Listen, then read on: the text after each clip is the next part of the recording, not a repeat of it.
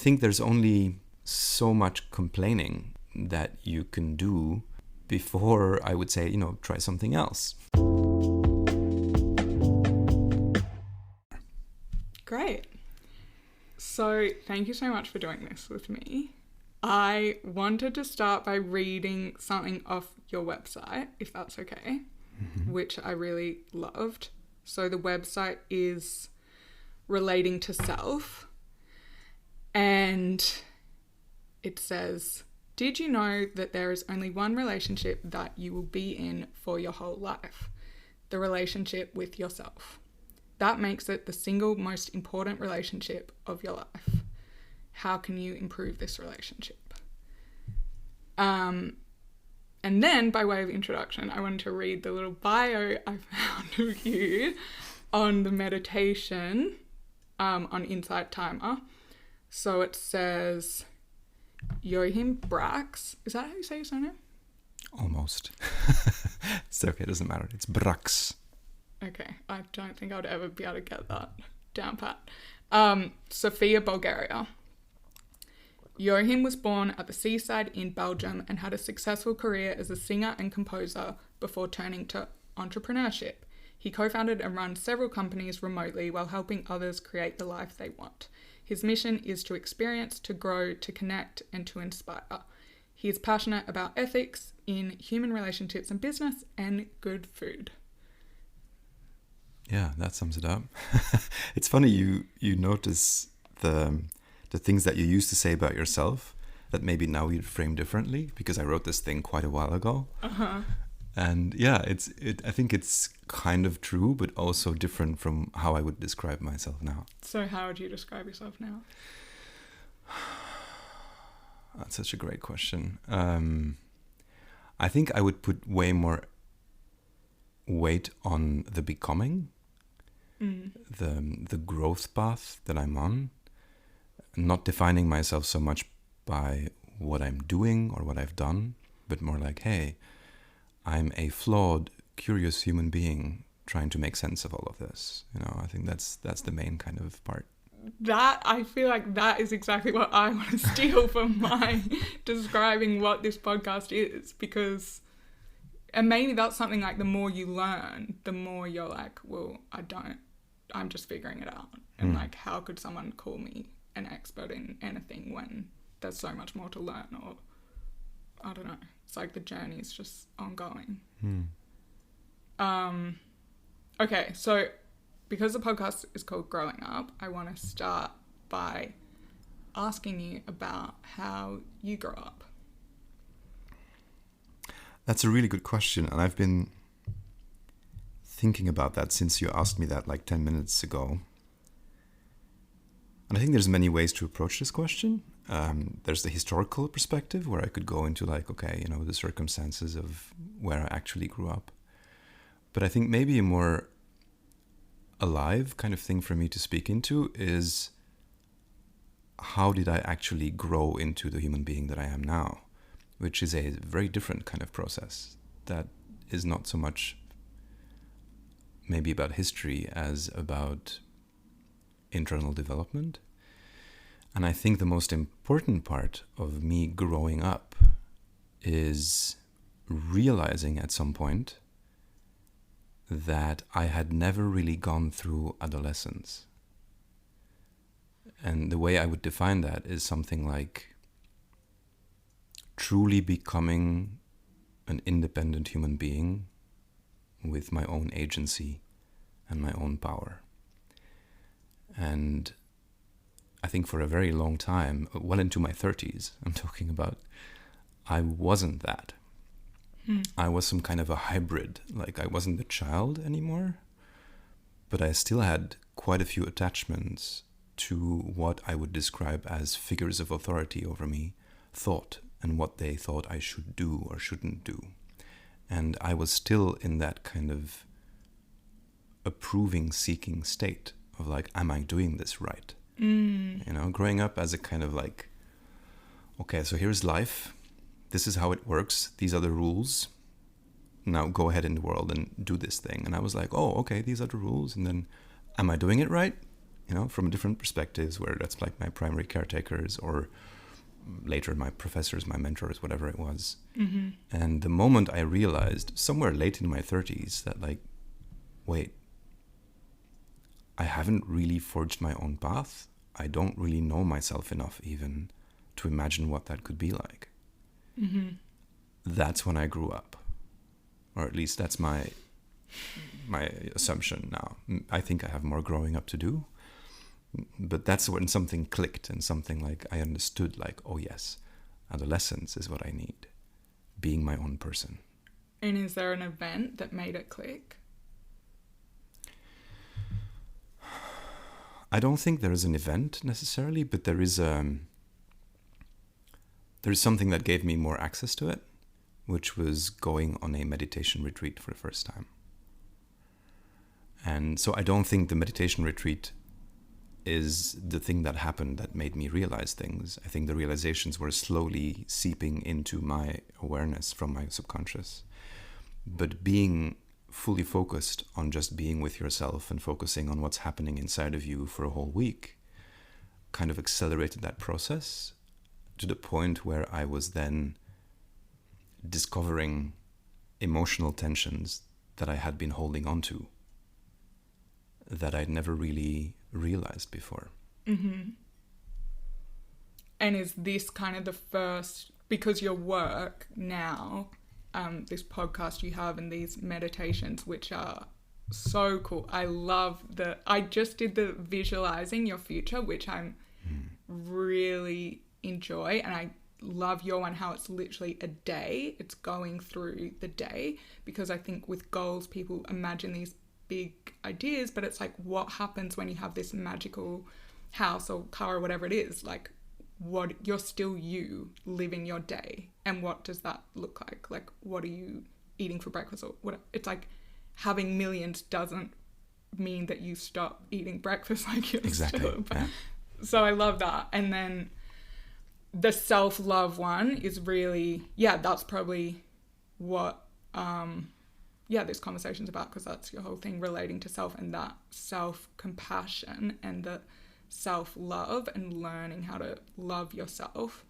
Is that the point where you started cultivating that relationship with yourself? Yeah, I would say that's the point at which I decided that that was going to be a focus of mine. Not necessarily my sole focus, but I made that important at that point in my life. I understood that this process needed more space, more time, more attention, and I had been unaware of it before. Mm-hmm. So I wouldn't say necessarily that I knew what to do yet. So it wasn't as simple as deciding, oh, I'm just going to do these things now. It was more like an awakening, like, oh, fuck, there's so much stuff that I need to explore here. Let me find out how. Mm-hmm. Yeah, so that was the beginning of that exploration. Mm-hmm. And so when you talk about kind of following these rules, because I think a lot of people listening to this podcast will relate to that, because it is like when you're growing up, it's like you go to school, it's like you do this, blah, blah, you have to do well in your exams because of this, and you just feel like you're following a path, and then you can feel really lost. So who were those figures that you were following? Was it like in the sense of being at school, or was it more at home, or were there other people influencing you? Well, it was certainly my primary caretakers, so my parents, I would say, played a really big part of that, as in their desires as to what I should become or what I should be or what I should do or how that should be done, were a very important influence to me. And I think I listened to them for way too long. Then later on, it became the authorities in my field. My first field of specialization, I guess I could say, was music composition and singing as a performer. And so within that, I did not question the sociological aspects of it, like how it was done in society, the economics of it, how it was funded, how it worked, how you were supposed to navigate that, as a young person, how are you supposed to get your first jobs, how do you aspire to grow, all that kind of stuff. those were just like a set of rules that were given to me that I was kind of following. Well, I kind of stumbled into it also, the singing part, because I set out to be a composer, but I didn't know about the singing. That kind of just happened on the side almost. But then, yeah, only quite a bit later, I realized that I did not feel good within the given constraints of that professional space. I did not have the kind of life, the kind of lifestyle that I desired. And you mentioned the meditation that I recorded on Insight Timer for, having a future vision of your life. What do you desire for it to be? That's very much inspired by this realization that even though I was living the dream, so to speak, I was working in my desired field. I was passionate about music. I was really good at it. People were paying me for it. People loved me doing it. There's a big need in society for art, all that kind of stuff. So I felt like, yes, I'm in alignment with myself. But at the same time, the practical reality of my daily life didn't work for me. I felt like I was being lived because someone else made all the important decisions about my life. As a touring artist, you have very little agency over what your day looks like. And so moving away from that, understanding that I do not have to play within that set of rules. I can choose something else.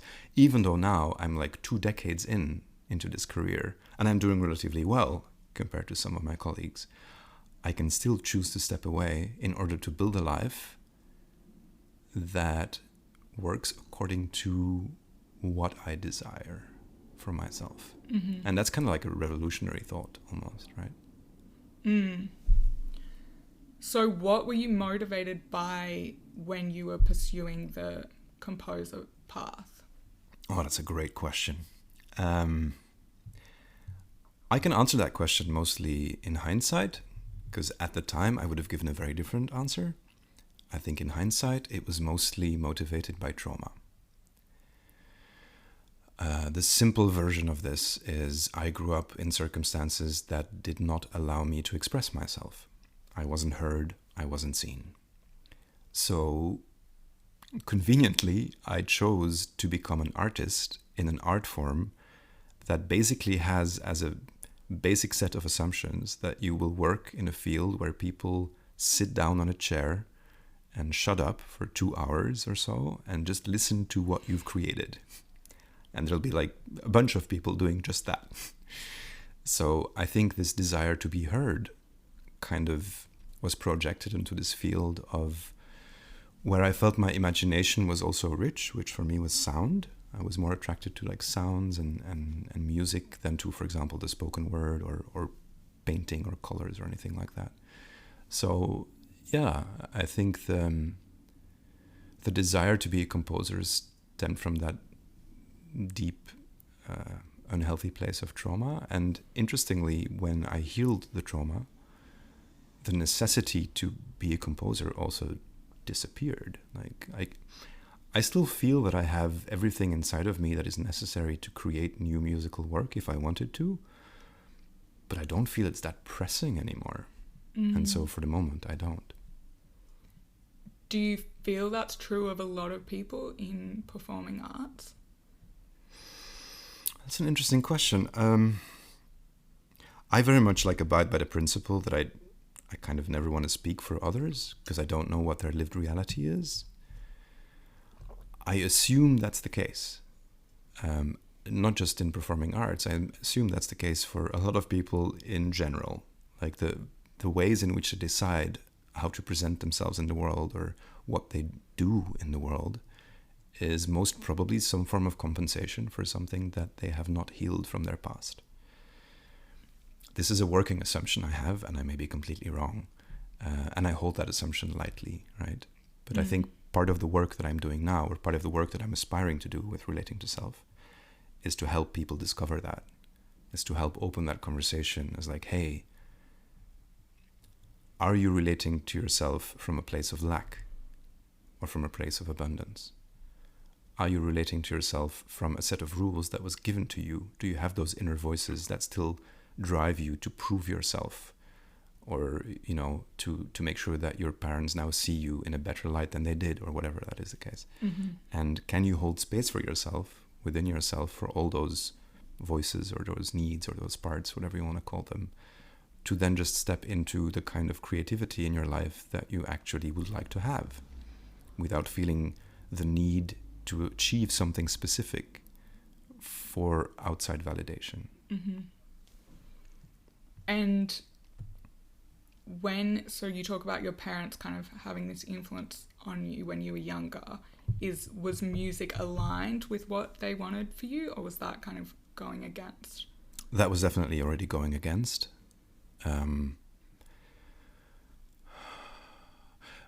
I guess they knew already that I was very much into it, because I was fascinated by music from a very early age. I went to music school, then when I ended that, I started making music on my own, just kind of exploring my own path. But it was also very clear that because of my predisposition to, I would say, the hard sciences, specifically mathematics, and the fact that my father is a mathematician and has been a professor at university for all of his life, I was going to become an engineer. That was kind of like the given path.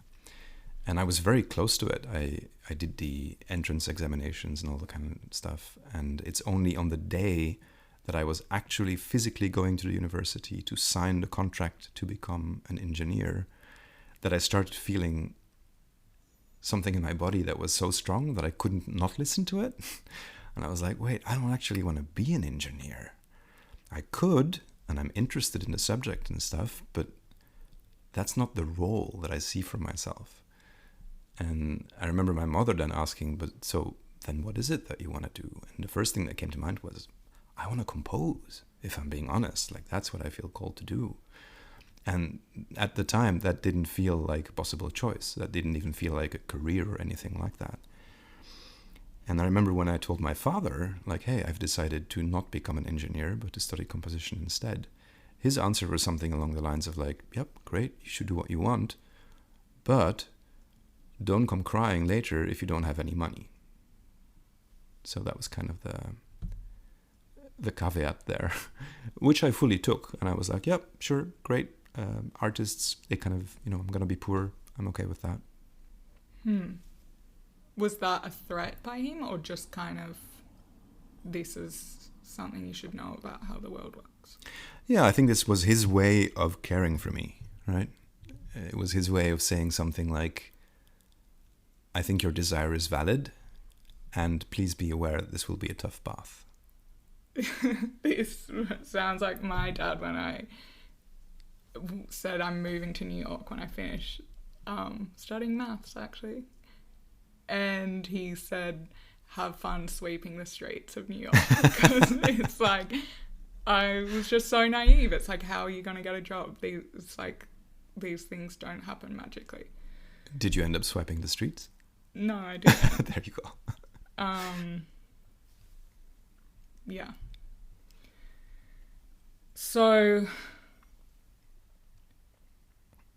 totally. There's so many questions I want to ask you, but I'm very conscious that I want you to talk about what you want to talk about here. But it's like, like how you ended up living in Bulgaria, for example, or, the other companies you've run, or how you made the decision to leave. But then there's also stuff like, I'd love if you can explain, like you mentioned lack and abundance. I'd love if you could explain that, or some of these basic principles, which I feel like, well, the other question I wanted to ask you is how many people do you think have to go through this process of cultivating this relationship with themselves? Because for me, it can feel a bit lonely, but I don't know if that's an illusion when it's like, for example, I just posted this photo on Instagram that was like, me, the caption was like, me learning to love myself. And it's like, oh my God, that's so cringe. But to some people, someone sent me like have you tried this self-compassion meditation? And then it's like, starts a conversation about that. And to other people, they totally get the path and they're like, yes, like we're on it. But then to a lot of people, that's scary because they're like, oh my God, that's weird. And like, and it's kind of like, to those people just never have to, like, they're just fine, or their stuff is buried so deep that it was just never, I don't know. Yeah, it's a great question. The answer is I don't know. When I see people reacting like that, I tend to think along the lines of, if you feel resistance towards something, it's probably something you haven't examined inside of yourself, which is related to the idea of shadow work. You know, if someone else telling you like, look, I am practicing my self-love now, feels threatening, or you're uncomfortable with that, then I think that's a great invitation to look into why that is. Like, why do I feel uncomfortable at someone else expressing that they love themselves? And I've been there. I know what that feels like. And I know now that that was just because I wasn't able to do that. And so it feels threatening, because if you post that on Instagram and I read it, you're forcing me to acknowledge or to face the fact that I can't do that. And that's tough. Especially in a culture like the one we live in, I think, where we are constantly trying to present ourselves to the world as accomplished, happy people in, you know, whatever way is available to us. And I think there is a beautiful direction that I see right now that includes more of the self-love. I think more people are talking about self-love and trying on self-love than ever before, maybe. And I think that's a good thing. But at the same time, that becomes something that may feel threatening to others who haven't done that work. And I see it as an invitation. But the general rule with all these things, for me, is very simple. It's like, yes, all of us are in a different stage of our lives, of our development, of our inner process, of our journey. Whatever it is we're moving towards, we're in a different place. And so we have different needs and different desires and different drives. And no matter what you say or how you say something, there will always be people who resist it, who will maybe even attack you for it. And there will be people who resonate with what you say and who will maybe find it helpful. Or other people who will say like, yeah, oh my God, this is so obvious. I knew this like 10 years ago, right? Because everybody's out there in their own process. And so for me, I'm not going to say I'm there yet, but I'm trying to not think about that. I'm trying to just honestly put out there what I think is important, or what I'm currently struggling with or dealing with, or the conversations that I am having on my podcast. They're basically just conversations with people I find inspiring in some way. And like, hey, let's talk about how you relate to yourself. And for some people, those conversations might be completely obvious. For some other people, they might be groundbreaking and revolutionary in the way they learn to relate to themselves. And I don't think it matters. The only thing that matters is that I am true to myself in this process, and that I am doing something that I enjoy doing. So I'm in self-consent.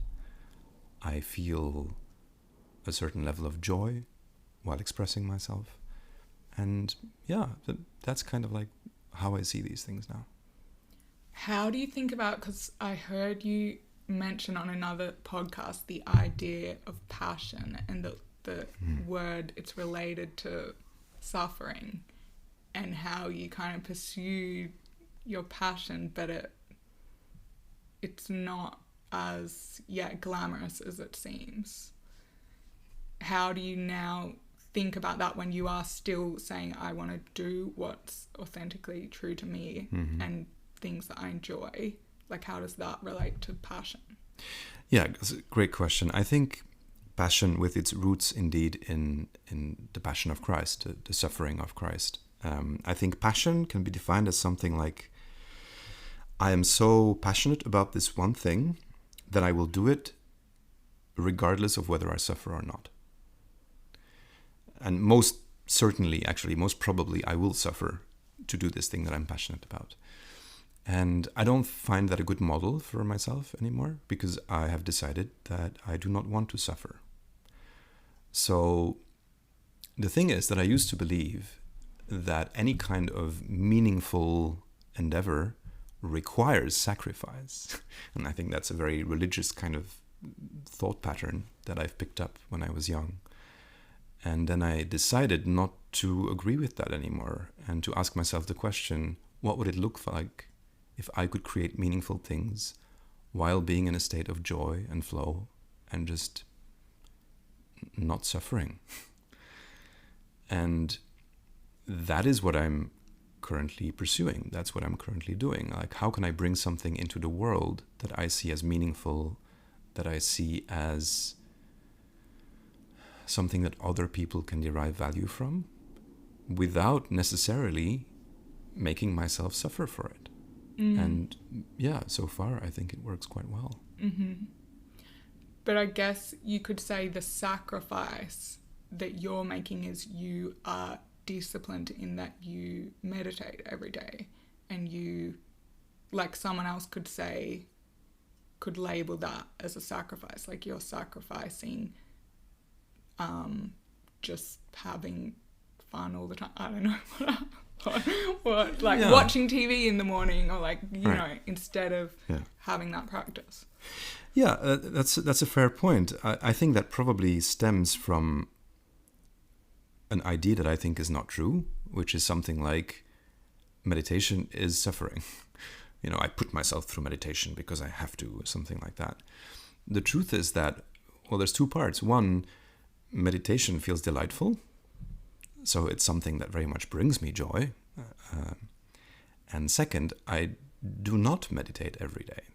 I am human, which means I sometimes don't adhere to my own kind of routines that I've set up.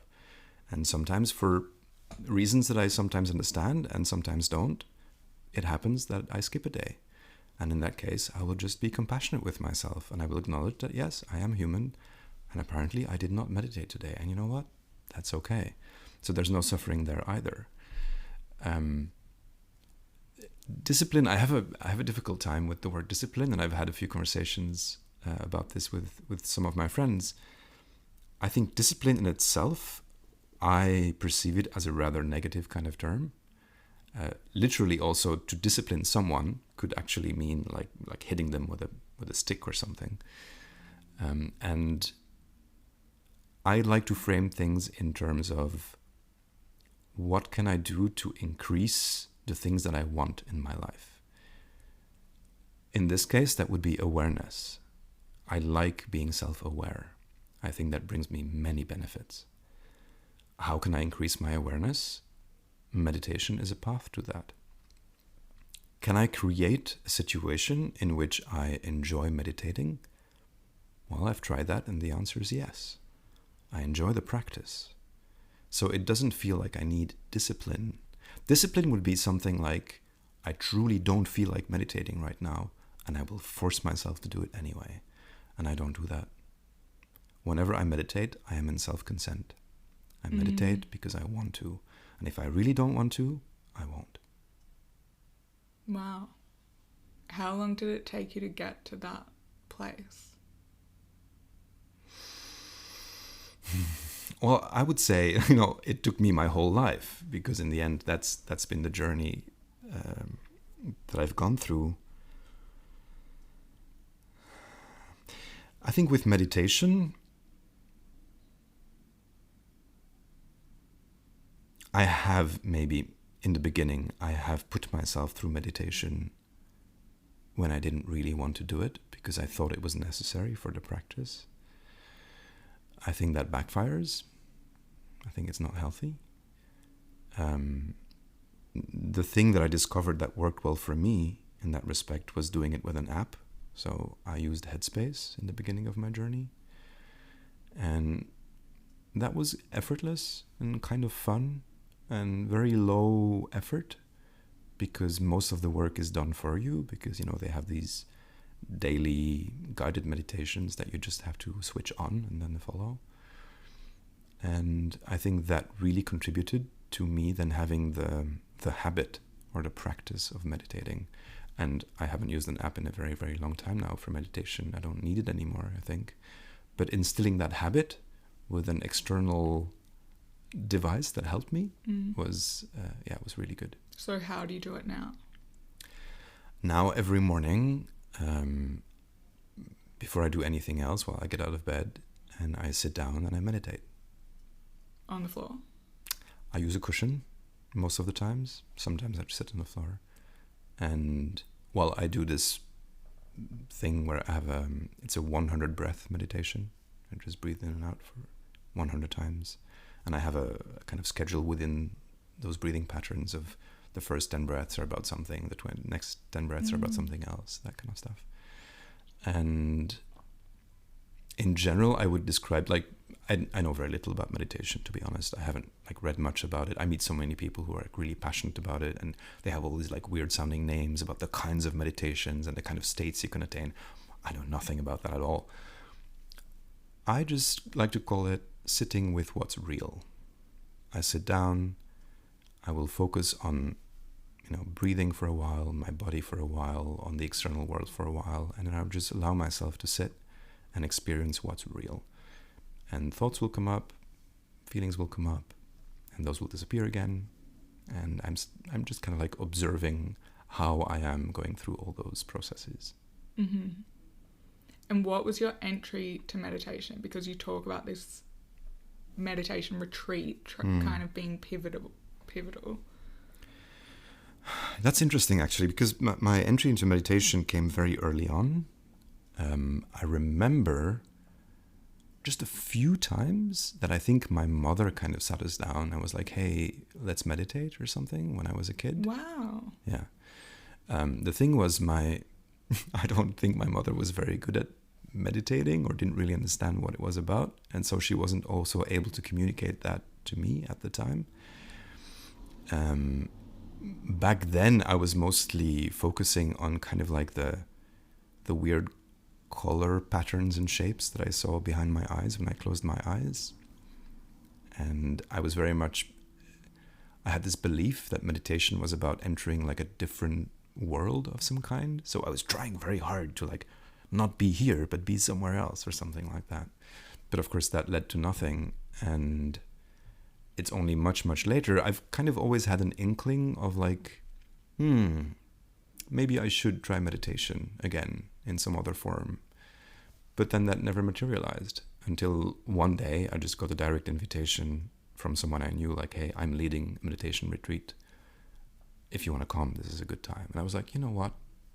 I am at a time of my life. At that time, I was really full on in that transition, moving away from being a musician into something else that wasn't really clearly defined yet.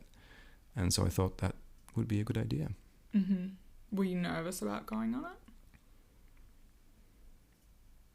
Maybe a bit, yeah. I had no idea what to expect. I also didn't know any of the other people. I know that I am not particularly great at group practices in general, being with a group of people I don't know for a week somewhere where I've never been. That's edgy for me, or at least at the time it was. Where was it? It was in Portugal, at a retreat space in Portugal in the middle of nowhere. Which is where you're going next week? It's a different space, but yeah. Same country. Yeah, same country, going back to Portugal. Huh. And so was it difficult to walk away from your music career, or was it less walking away but a gradual transition? I think it was certainly a gradual transition, but it also came easily because it was true. It didn't require any kind of shock. I just felt yes, I love doing this, and it's not what I want to keep doing. And then I started exploring, just in abstract terms, what a different life could look like, how to sustain myself financially, basically, because that's always one of the first questions.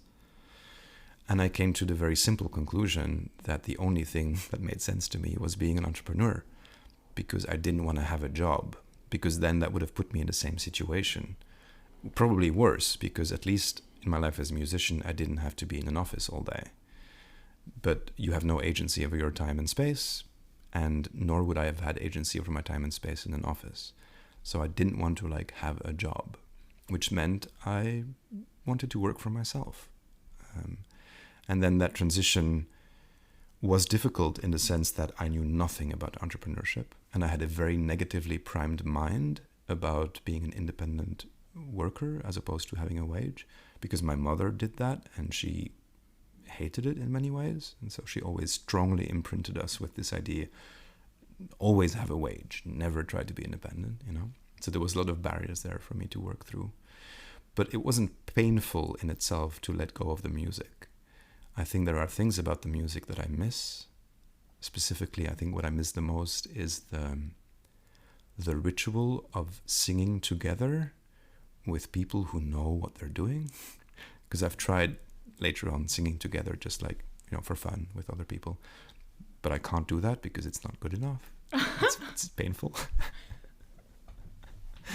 But yeah, so I don't think that I've left music behind. The music lives in me. I have a rich musical practice, as in I like to listen to music. But I have stepped away from the way in which the society I was in set me up for being a professional musician. That is the part of it that I didn't like, and I just stepped away from that. And did you have a lot of people, did you feel a lot of judgment from people still in the profession? Yes, for sure.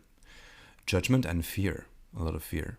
A lot of my friends at the time thought I was crazy to step away from something that was working well for me and I was doing well in, towards a completely unknown future that I had no idea about.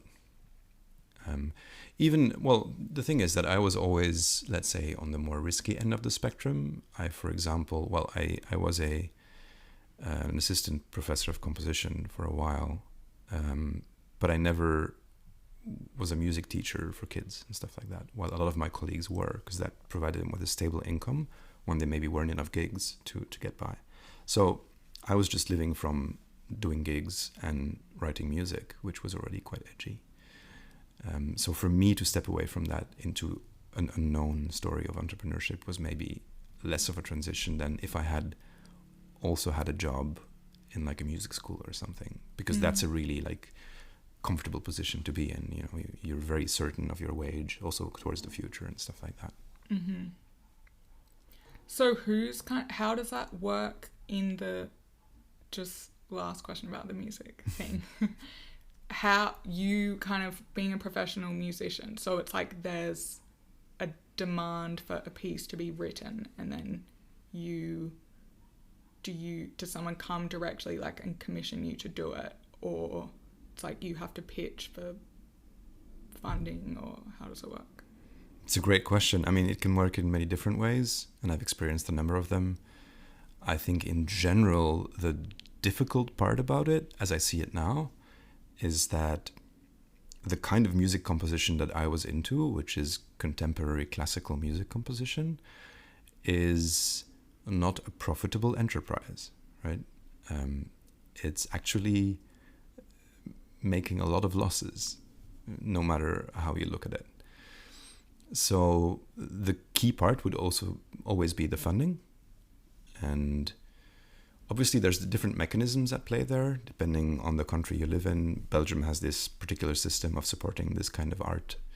And then I got quite a lot of commissions spontaneously, but that's also because there were provisions in the law that said that every ensemble or organization that was supported by the Belgian state in the creation of new music had to work with at least one young artist from there every year. So as a young artist from there, I was commissioned because I was one of the few people doing that, I guess.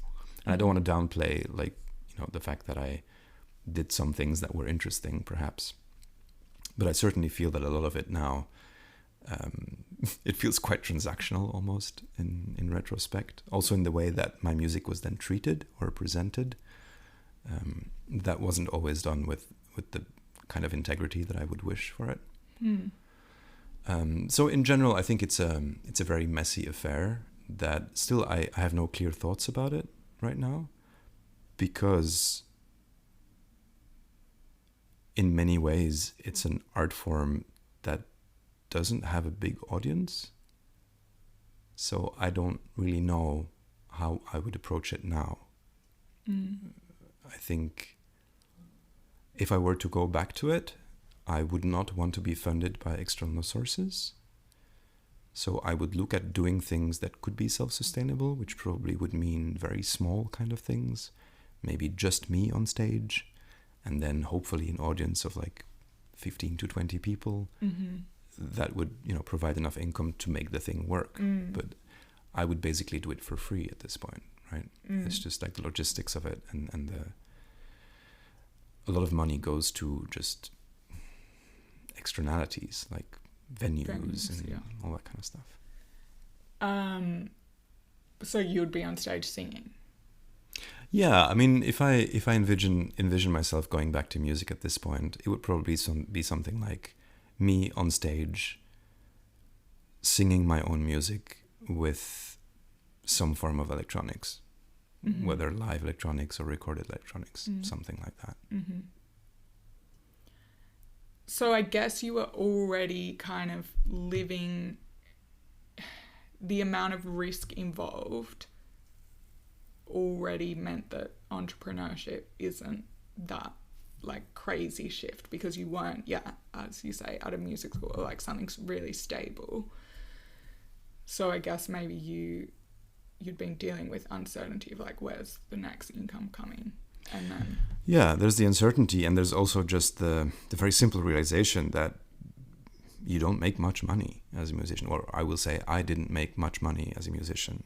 So even a very moderately successful business would provide me which way more income than any kind of, even like when I was at the peak of my ability in music, like when I wrote like my first opera essay or something like that, which is something that most composers never even do.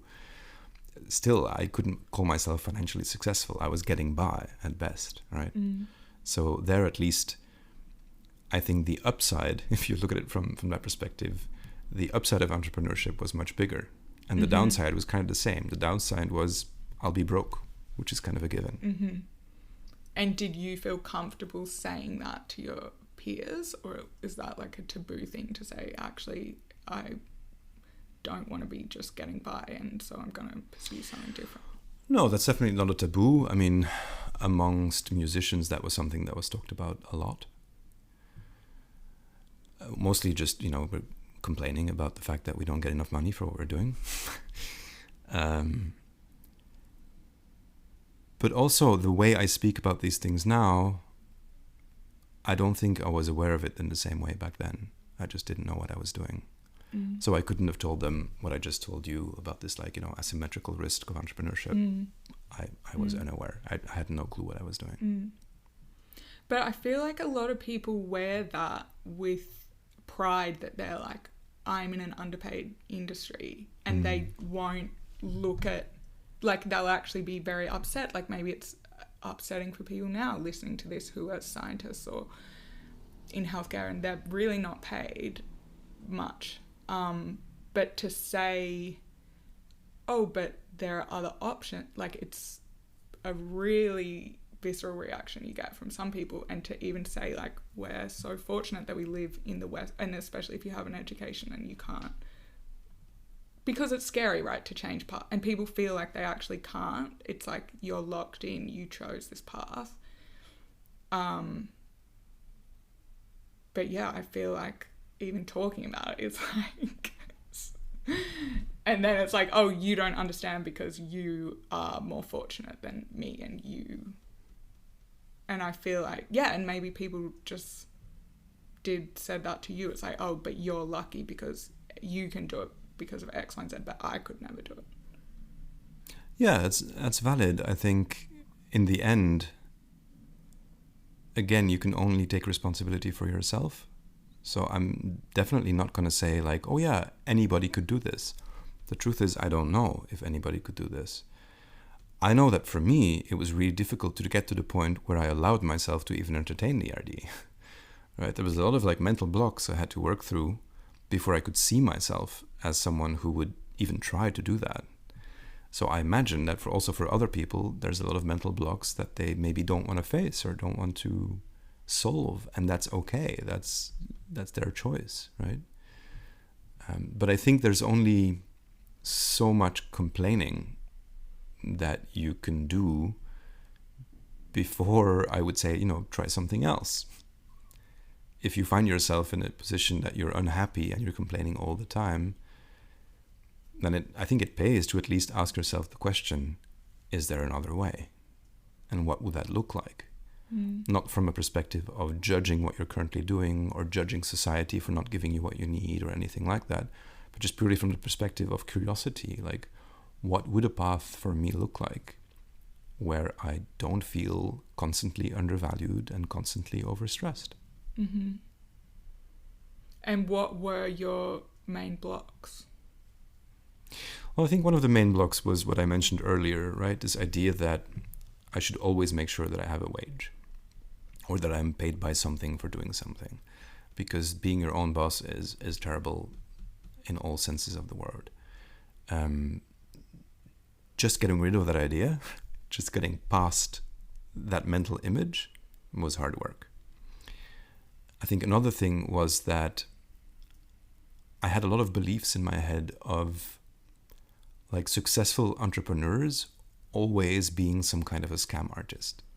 Like if you're making a lot of money, you're probably doing something unethical in some way, right? You're selling people stuff that doesn't really work, or it's overpriced. That's why you make profit, or or you're exploiting others in some way. There's this image, and that is something that I still feel I haven't completely solved within myself, because also that image, I think, contains some valid concerns, general concerns about like the way capitalism is an extractive kind of system in some ways.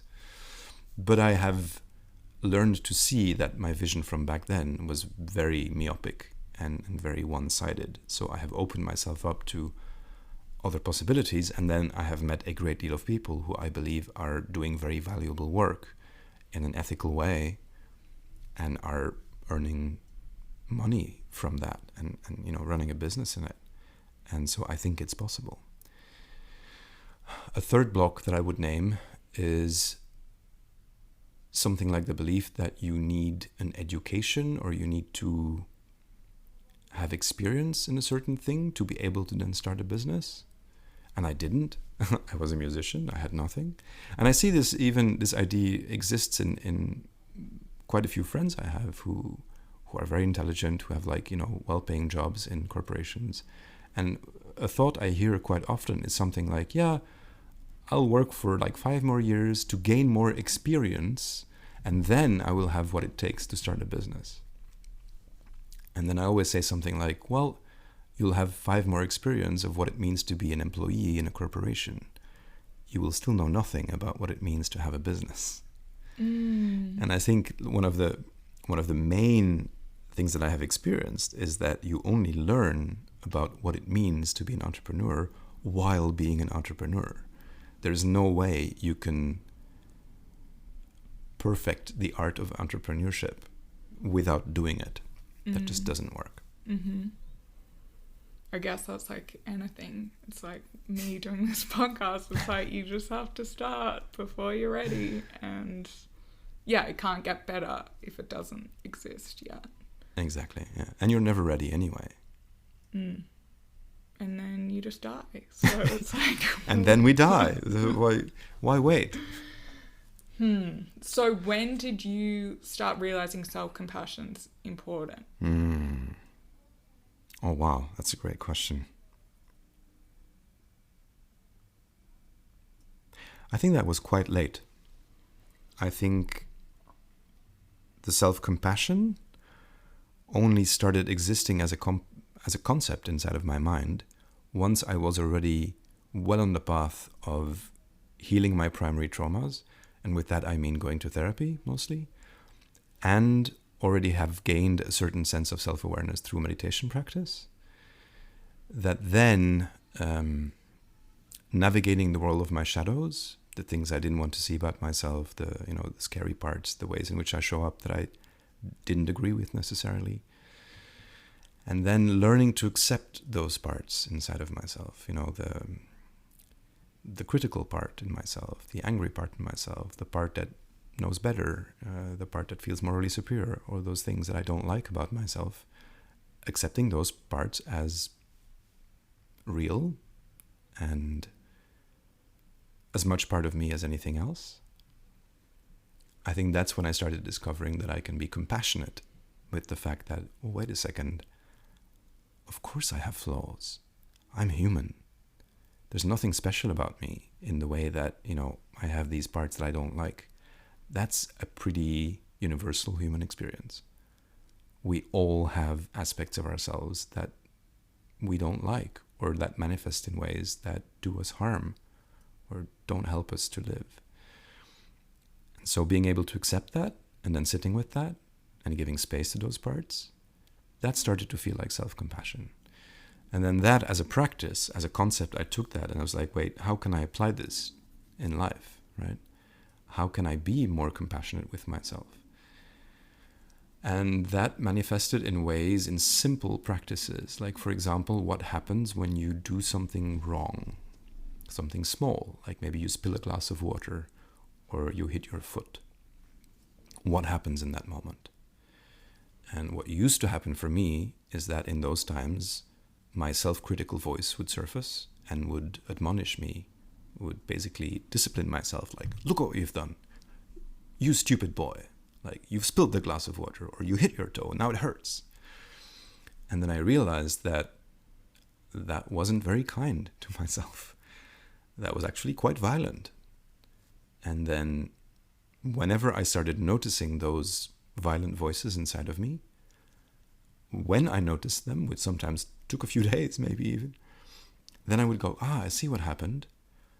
And now I can practice self-compassion, which means I am compassionate with the fact that those voices exist and those patterns exist inside of me, that I was violent against myself. I accept that because I am human. And the more I started being compassionate with behaving like that towards myself, the less those voices manifested. Until I came to a point where now if I spill a glass of water, I smile. And I go like, oh, I see what happened. I spilled a glass of water. And I will clean it up, and now it's gone. And that's it. And that would not have been possible without this practice of self-compassion, which means accepting the violent part, right? Mm-hmm. Did you have perfectionist tendencies? Very much so, yes, of course. But as we all know, or well, at least as is well known now in the world, perfectionism is also one of the aspects of a trauma pattern that manifests. Mm. So do you feel like you've kind of been able to undo some of that? Yeah. I would say, like, in general, I don't believe that it's possible to step away from your trauma patterns or your trauma parts. That is not my experience, at least. I think what happens is that you learn to accept those parts and you learn to navigate life in a way that those parts don't control your actions. Mm-hmm. So a part of me is still a perfectionist. I have this voice inside of me that is never entirely happy with what I've done and always sees the ways in which I could have improved myself. At the same time, I know that that part of myself doesn't rule my life anymore. Mm. So my podcast is a good example. Mm. My podcast only exists because I gave myself permission to just have a conversation with someone and then publish it to the world without thinking about, like, wait, is this good enough? Should I improve this first? Should I edit it more? Blah, blah, blah. None of that. I just gave myself permission. This is what it is. This is what's real. And now it's in the world. And if you don't like it, then you don't have to listen to it. That's great. And I think that demonstrates that that self-critical part of me that is perfectionist doesn't rule my decisions anymore. Mm-hmm. But you still kind of have to give love and compassion to that part. Always. It's always there, and I think it will always be there. And so for the rest of my life, I will cultivate a loving, space-holding relationship with that part of me that I see. And the interesting part is that I also believe that those parts that, are difficult for us also contain gifts, right? Because the the part of me that is perfectionist is also the part of me that makes me a lover of quality. I am discerning in the ways that I notice the world around me.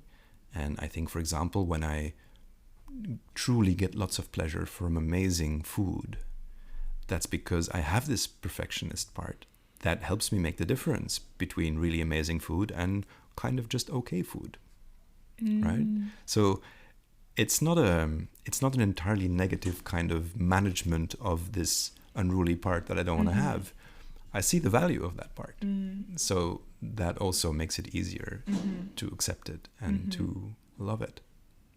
Have you heard of internal family systems therapy? I have, yes. It has come up a number of times on my own podcast. Quite a few guests have brought it to the table.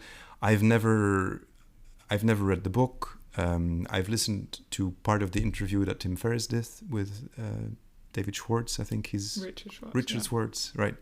And I've heard some of the concepts from my guests on my podcast, but I've never really done any kind of IFS therapy. That's amazing, because it's like you have discovered this like, on your own. Well, but that's how he talks about it, that he just kind of he doesn't say he created it, but it's just a way to see ourselves. And the point is, I guess, for anyone who's kind of like doesn't get it,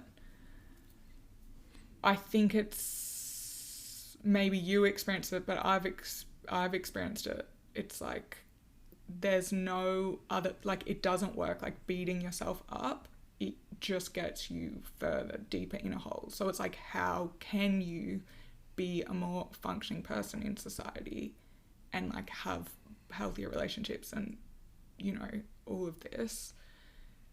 It's like, yeah, by embracing those parts of yourself and realizing we are all human. Yeah, all this stuff you're saying, it's like, yeah, it's just, we all have these parts of ourselves that, like, everyone does. And that's probably what, yeah, you're saying, that it makes people uncomfortable because they would rather just point fingers at, like, criminals or, like, bad people. But it's like they're also humans who, you know, are multifaceted.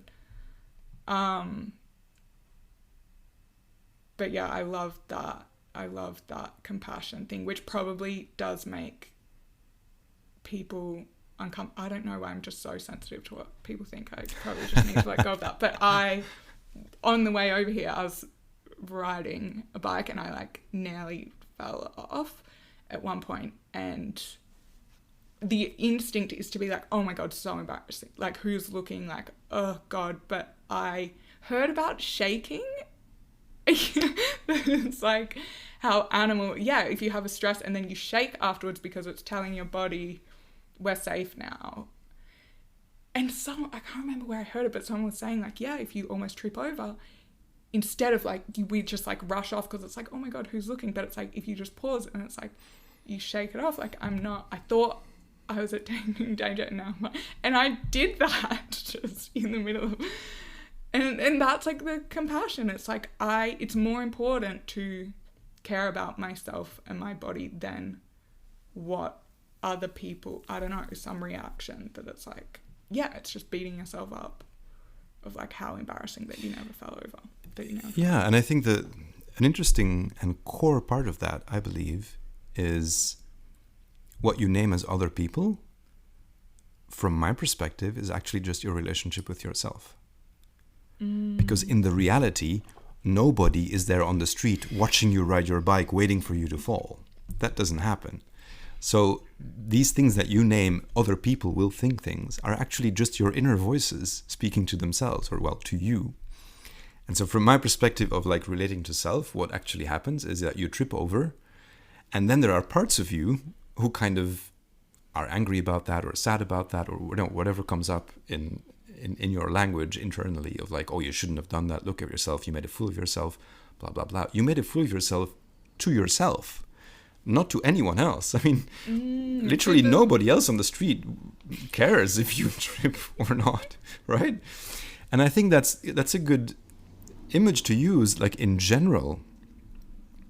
I've been thinking a lot about how relating to myself is a lens to the world. is a lens to my relationships with other people. And one of the things I've recently discovered in myself, that my relationships with others are mostly still relationships with myself. And what I mean by that is, Delia, I sit here with you right now. That means I can relate to you. That means I see you. I hear you. I have information about what's true for you. Or at least I assume that you're telling me things that are true about yourself. The moment you go home in like half an hour or something, I no longer have that direct interface to Delia, the person. But that won't stop my relationship with you. I will maybe reflect on this conversation. I will think about what you said. Maybe I will even have some kind of like a fake conversation between me and a version of you in my head about what could have been said or what could have been different about this conversation. And in that moment, I may perceive like, yes, this is my relationship with Delia, my friend Delia, and I can think about her. But what's actually happening is that this is a relationship with myself. I have created an image of who I think you are in my mind, and you kind of become a part of my being, and then I can interact, I can have conversations with my representation of Delia in my mind. And I've noticed that I think 95% of my relating to others, relating to my friends, is actually a relationship with the images of my friends I have in my mind, because I don't spend that much time with them in real life. Yeah, I heard you talking about this on your podcast, and I've seen a video on TikTok that it's like someone explaining this. That's, yeah, because it is like the idea of someone else. I mean, because then you can go into the whole thing of like, is anything real or is everything just like a projection of what?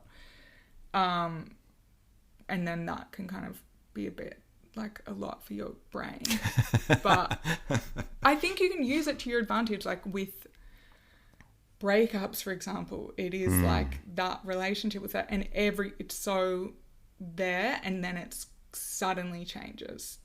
But all of that still exists within you, and you can think like it's that person, but it's like, no, it's you. Like all those beautiful memories and everything, that love like is within you, and you brought like those moments were magical or whatever because you were like the key.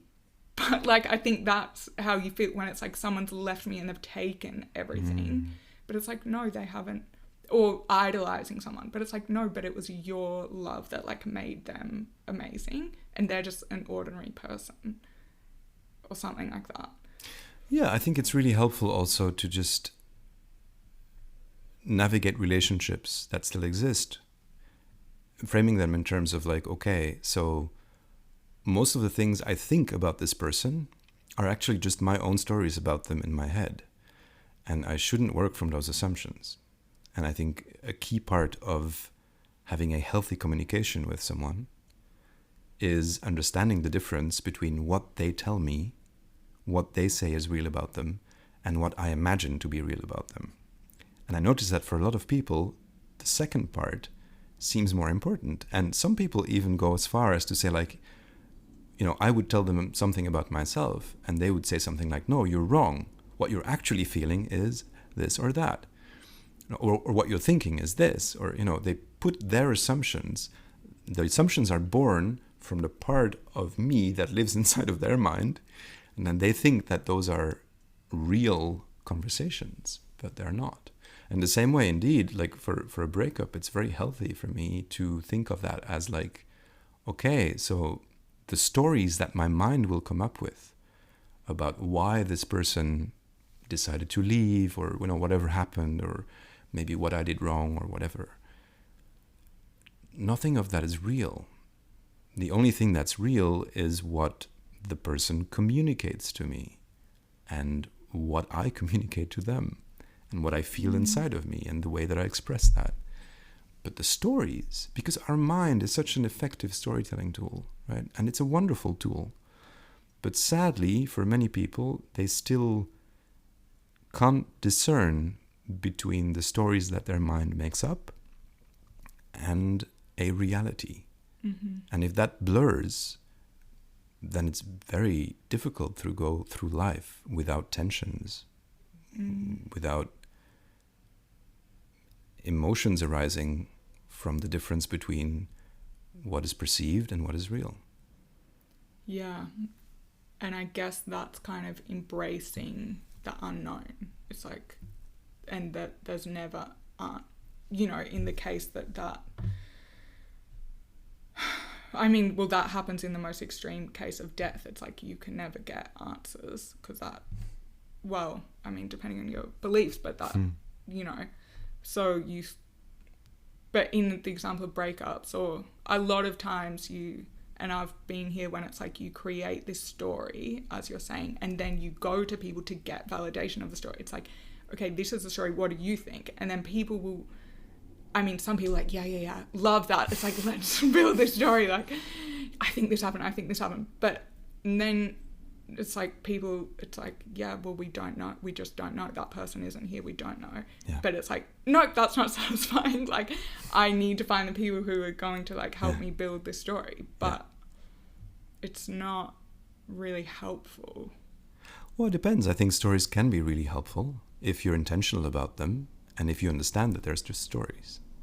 Right? I think another beautiful case of this is when people fall in love, what we usually call falling in love, which probably is closer to some form of limerence, which is something like you meet someone, you get really excited about them, and then you start projecting a whole world of ideas on them that have nothing to do with that person because you don't know them.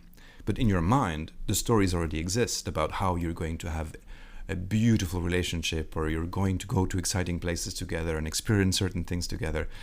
And none of that is real, because in that moment that happens, for most people, they will hardly know anything about this other person. It will be based on just a few data points of having met them maybe once or a couple of times, and then they have a crush, and then the stories start. And I think being aware of the fact, this can be a beautiful process, and it can help you imagine the future that you desire. It can help you get clear about what it is that you value and then ask for it. But that only works if you're conscious of the fact that they are indeed stories, things you have made up to help you understand a potential future, and not a reality about another person. Because sometimes what happens is I see people, they fall in love, they feel this limerence, and they say, oh yes, this is my soulmate. I feel it, I know it. And then I'm like, well, yeah, that's most probably a story. It's a beautiful story, but please be aware that it is a story. It is a beautiful story because that's where like a lot of art comes from, right? But I guess it's even harder when the other person, they're under the same spell and you're both talking about these fantasies together. I've definitely had that early in relationships, and it's like so soon to be talking about it. And then maybe it ends and you're like, but hang on, we built this fantasy together. What about that? Like, but it's like, no, that wasn't a contract. That was a fantasy. And yeah, it wasn't real. Plus, there's a really big difference usually also between what people fantasize about and then the reality they actually desire in the moment. Right? And that's something you need to be aware of as well. And again, it can give you a lot of information about where your values lie. But for me, for myself, I try to always be present to my desires in the moment, much more than about an imagined desire in the future. Like if I think of like now, what will I desire when I'm like 65? And some people like will go quite far into create like this story about like what it is that they will want when they're 65. If there's one thing I can say about my life, is that I couldn't have imagined even like 5 years ago what I am doing and pursuing now. So I'm definitely not going to make any kind of stories about what I will desire when I'm 65, because the truth is I don't know.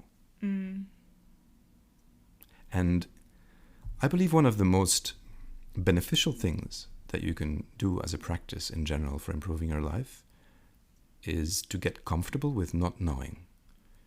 And just reminding yourself, I don't know. And that's okay. Again, being compassionate with the fact that you don't know many things. And then living with curiosity and an openness as to what is this experience? What can happen? what can I make happen in this space? While being very present to the idea that like, oh, I don't really know most things. Mm-hmm. Yeah. Which is kind of how we began this podcast. Yes. Okay, you should probably start wrapping up, but I wanted to say one thing that before we started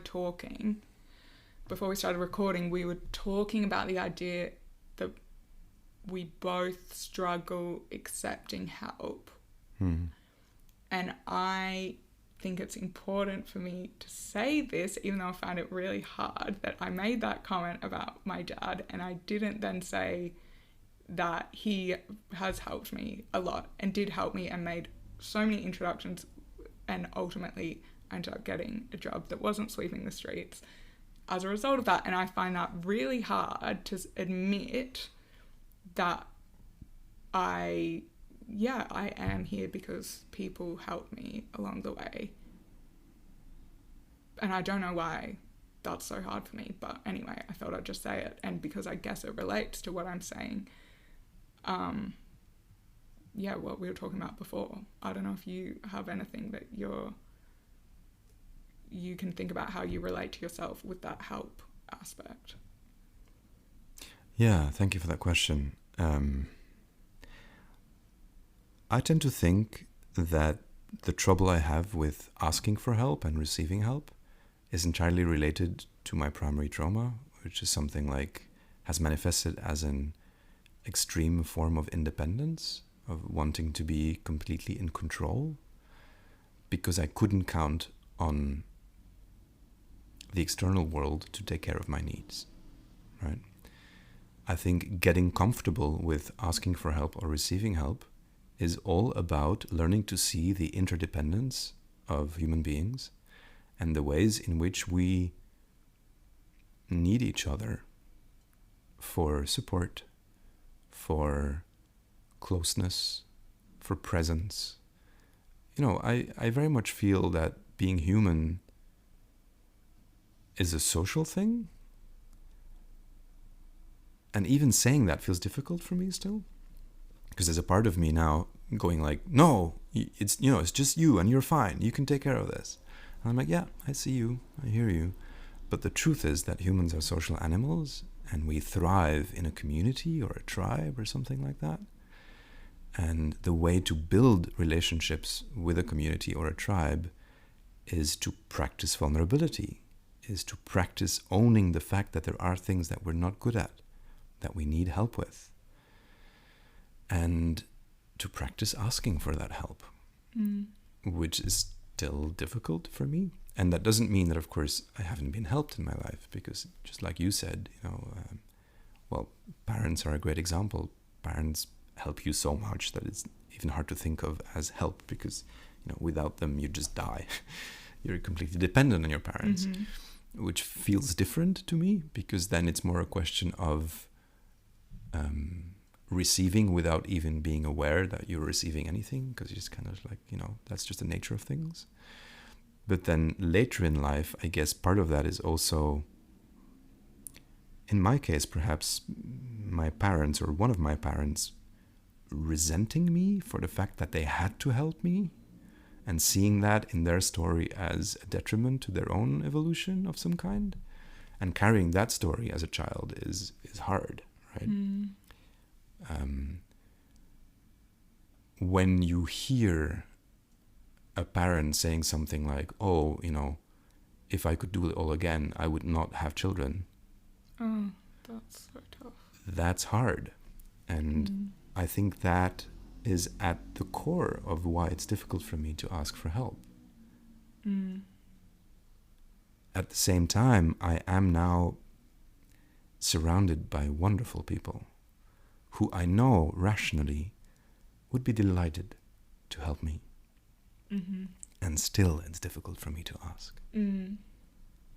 But I think even the way we know each other is through this group that comes together. That's what I really felt it was missing, and it's missing from a lot of people's lives, because a lot of life can be very transactional. But this group is it is a proper community thing. It's like you bring food, everyone brings a plate, you share it, you sit together, you're helping each other. There's no like money exchange, like it's not a transaction. It's like we want to come together, and it's not a typical socializing like going to the pub or something where it's alcohol involved and letting off steam. It's like we want to work together. So I guess like, can you in a way integrate that it's like, oh, this is me actually receiving help, because it's not the same to sit on your own and do that. Yeah. Well, I think that part, like the receiving help in those kind of settings, feels more accessible to me than the direct asking for help, which is still like a different setting of that. It's a different difficulty setting. But I think that, you know, there's also this quite a bit of recent research points towards the fact that this whole idea of the homo economicus, the, you know, mankind only looking for its own betterment and being completely trapped in this idea of I am against others, or the more I have, the better, or something like that, is just not true. Humans have been shown to be social creatures and to help each other in times of need, even when they don't have much. And I think that's really important. And that is something that obviously it's not at the same level that we experience this in, for example, the group you're talking about, this like little community that we're part of, that indeed, you know, it's all about being together, eating together. And what more beautiful community building mechanism than sharing food, right? I love that. But I think it's the same thing in essence. People want to be together, and people want their closed ones to thrive in some way. So obviously you're going to help each other. And I don't think that is, at least in this day and age, necessarily related to kinship, like to blood ties, right? I think chosen family, for me, feels way more important than actual family, the genetic component of, like, you know, the people who have brought me into this earth. And that doesn't mean I don't have a relationship with those people, but it feels very different from the kind of relationship that I'm cultivating with the people that I feel I belong with. And that is beautiful and something I am going to explore further. Great. And you can explore it in Japan now, right? I just saw the news that they, or not. Sadly, no. I mean, newspapers have been getting this wrong. For context, for this podcast, for people who are listening maybe in the future, the borders of Japan have been closed for 2.5 years. I've been to Japan quite a bit. I miss it terribly. I want to go back as soon as possible. And I've been waiting for 2 years. And there's been a number of times now that, like, the news has said, like, oh, Japan has finally opened their borders, and they have relaxed some of their limitations, but... Oh, I think it was the test. You don't need a negative test. Yeah, you don't need a test, but you still need a visa, and you can't get an individual tourist visa. The only way to get in right now is with a business visa, or if you're visiting relatives, or if you are part of a group travel that is organized by a Japanese tour operator, which is not my kind of thing. But I'm hopeful that the borders will fully reopen maybe in a couple of months. I'm hopeful for you. Thank you. Okay. Oh, wait, I need to ask my questions at the end that I always forget to ask. Okay, so is there a book that has had the biggest impact on your life? That's a tough one. I would say The Gifts of Imperfection, Brené Brown. Love Brené Brown. Okay, and then what 3 words describe how you want to show up in the world? Kind, compassionate, and loving. Great. Beautiful. Okay. Is there anything else you want to say? Well, if people feel inspired to seek me out in some way, they can find me at relatingtoself.com, which is the website. You can sign up there for the newsletter.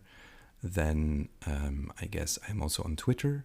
My handle is just Joachim Brackx, JoachimBrackx. Or send me an email at joachim.brackx@gmail.com. And you'll send them a book like the Latvian man who sent you a book. Perhaps I will. Yeah, why not? Okay, and I will post all the links in the description as well. Thank you so much. You're so welcome.